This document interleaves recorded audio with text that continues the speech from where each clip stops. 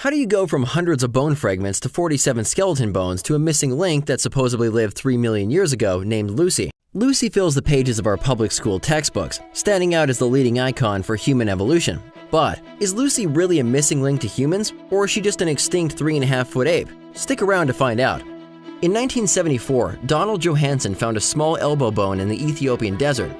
Looking around, he found several other bones that looked like they could be from the same creature. He later returned to uncover hundreds of bone fragments scattered along a hillside.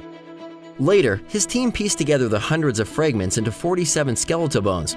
They believed that the creature was an adult female that weighed 55 pounds and stood 3.5 feet tall, not anywhere close to a human. But after gluing these hundreds of bone pieces into 47 parts and creating models of what they think the creature looked like, evolutionists came up with some surprisingly human-like creatures. Wow, how do you go from this to these? And they didn't even find any hands or feet with Lucy, and they certainly didn't find any eye whites, a feature that only humans have and not apes. I wonder if they did this to make her look more human-like. In school textbooks across the country, Lucy is represented as a clear ape-to-human transition, walking upright, holding babies, and gazing intelligently as she walks. This teaching sows seeds of doubts in the minds of Christian students, leading them to believe that the biblical creation account is based on far-fetched fantasies. But is this really true? Is Lucy really our early human ancestor? Well, let's take a look at the evidence from head to toe. Starting with Lucy's skull, we really don't have much to go on. As leading paleontologist Dr. Leakey said, Lucy's skull was so incomplete that most of it was imagination made of plaster of Paris, thus making it impossible to draw any firm conclusion about what species she belonged to. When Lucy's actual skull bones are put together and the empty parts are filled in with what they imagine her skull looked like, she looks surprisingly similar to a modern bonobo. While we only have a few broken skull bones from Lucy, other skulls of Lucy's kind show that their spines entered into their skulls at an angle, just about like chimps, showing that she likely walked on all fours and not on two legs like humans. Next, we have the inner ears. Dr. Spoor, professor of evolutionary anthropology, has extensively studied the inner ears of various apes and humans. After studying Australopithecines, he revealed that the balancing system in their ears were the same as modern apes, enabling them to live in trees. Next, we have this vertebrae that was believed to be part of Lucy for over 40 years. Recently, scientists learned that it was actually from an extinct relative of the baboon. When Johanson first discovered Lucy's pelvis, he reported it was badly crushed with distortion and cracking. His team believed that it had been broken apart and then fused together during later fossilization, which caused it to be in an anatomically impossible position and to flare out like a chimp's pelvis. Their solution to this? Use a buzzsaw to cut it apart and piece it back together. After this pelvis reconstruction, they noted it was a tricky job, but after taking out the kink of the pelvis, it all fit together perfectly, like a three-dimensional jigsaw puzzle. As a result, the angle of the hip looks nothing like a chimp's, but a lot like ours.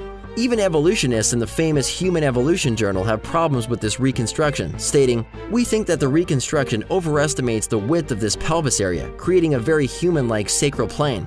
Since 1995, evolutionists have been battling out Lucy's gender, with some even suggesting that male names like Brucey or Lucifer would better fit the fossil. Now we have Lucy's wrist. When looking at a cast of Lucy's bones, experts at George Washington University revealed that her wrist was stiff like a chimpanzee's.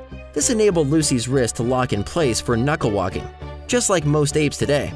Another study noted, measurements of the shape of wrist bones showed that Lucy's type were knuckle walkers, similar to gorillas.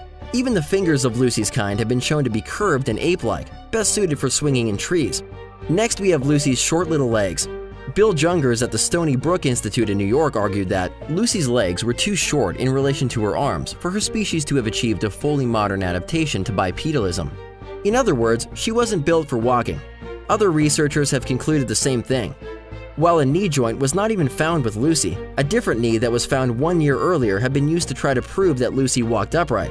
This other knee was found over 8,000 feet away from where Lucy was found, and over 200 feet deeper in the ground. Johanson's lead team member said this knee was human, not ape. Most recently, a team of scientists from the University of Texas conducted 38,000 scans of Lucy's bones. After researching the different breaks and fractures, they concluded that she died while falling over 40 feet out of a tree while she was awake, even trying to break her fall. Lucy, a little 3.5-foot, 55-pound ape that supposedly walked on 2 feet like a human, died by falling 40 feet out of a tree. Made of hundreds of bone fragments glued together to make 47 parts, even accidentally including a vertebrae from a different species, do we really know what she was? Her skull, inner ears, locking wrist, curved fingers, and short legs reveal that she was definitely an ape. But that's not what evolutionists want you to think. Shown with human expressions, eye whites, which no apes have, and walking upright, they want you to think she was on her way to becoming human. They want you to believe that there are hundreds of Lucy's kind buried in the earth, as in this video where Johansson explains there are 400 Australopithecine specimens, and marches an army of hundreds of complete skeletons across the screen.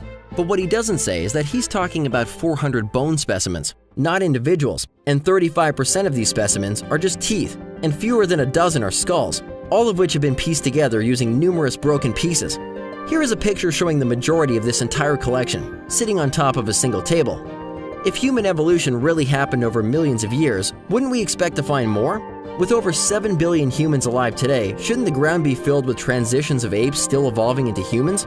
Even Darwin realized that this was a problem by stating, "As by my theory, innumerable transitional forms must have existed. Why do we not find them embedded in countless numbers in the crust of the earth?" So, just what was Lucy? The answer is straightforward. Lucy and other Australopithecines are extinct apes, just like many other ape species that have gone extinct. She walked on all fours, ate the foods that apes eat, and lived among other animals that are similar to those that live around apes today. So, why do some evolutionists fight so hard to keep Lucy and other icons as supposed proof for evolution? Let's see what Donald Johansson, Lucy's discoverer, has to say about God and biblical creation. Darwin, if he were alive today, would probably be very happy with this poster. I want you to support science and reason. So get God's name off the money that we all worship and get in science we trust.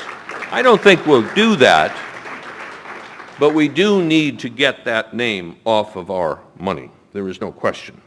And we have to understand that this is an exciting opportunity to be alive and not sit around and worry about some omnipotent being keeping score to decide whether we're going to end up in eternal ecstasy or unending damnation.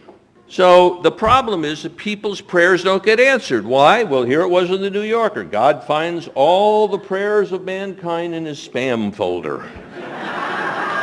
So we now have an explanation. Is to reawaken, as the advert will say, a reverence. I'll use that word. I'll take that word. For the natural world and our place in the natural world. To respect the creativity of the true creator, Mother Nature. And of course, I thought I'd show you the great breakthroughs in science from Marie Curie to the great accelerators and how much has been accomplished in religion.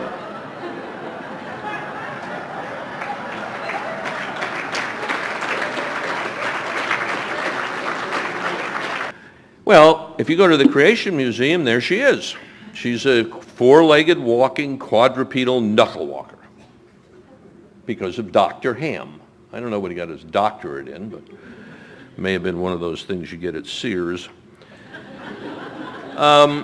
But there ain't no way that Lucy was walking on her knuckles, on four legs. So a child goes in and sees this and is impressed by it.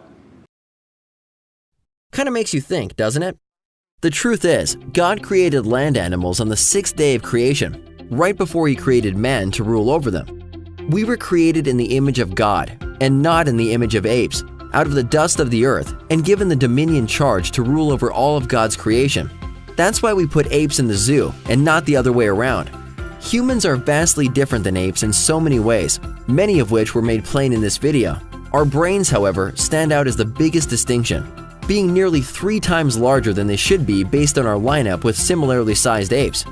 Our brains are also wired completely differently than apes in so many ways. Humans were wired by God with the intellect to rule the earth, just as we were commanded. We sing, worship, have ceremonies, pray, educate ourselves, and do so many other things that reflect the fact that we are spiritual beings and not animals. Following the genealogies in Genesis leads us back to the spontaneous creation of Adam on the 6th day of creation, just about 6,000 years ago. Then, about 4,400 years ago, the world was destroyed by a flood.